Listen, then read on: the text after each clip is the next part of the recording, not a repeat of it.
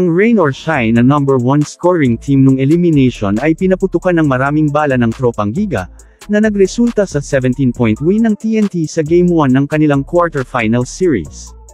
Ang 116 points ng tropa ay ang pinakamataas nila ngayong komperensya, kasabay nun ang paglimita nila sa opensa ng Elasto, kung saan ay 99 points lang ang kanilang nagawa, ang ikalawang pinakamababa nila.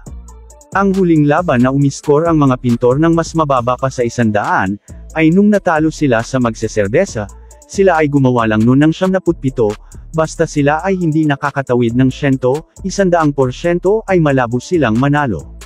Hindi naramdaman sa laro ang presensya ni Bo Belga, nakascore lang siya sa buong laban ng 5, ang pinakamababa niya ngayong komperensya.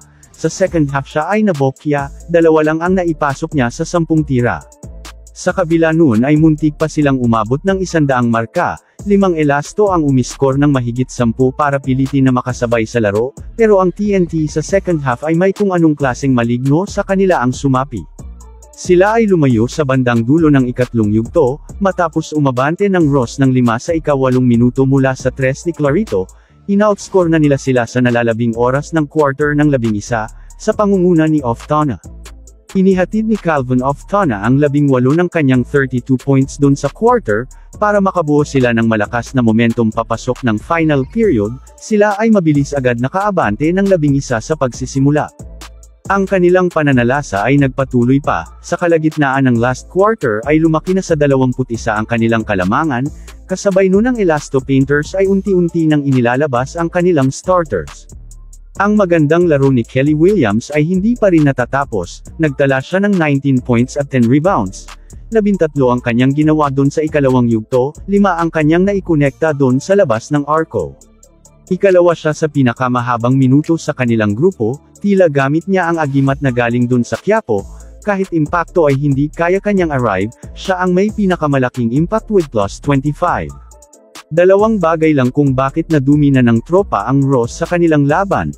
Mas maganda kasi ang kanilang shooting accuracy na minarkahan ng court ng 40% sa long range at 51% naman lahat-lahat.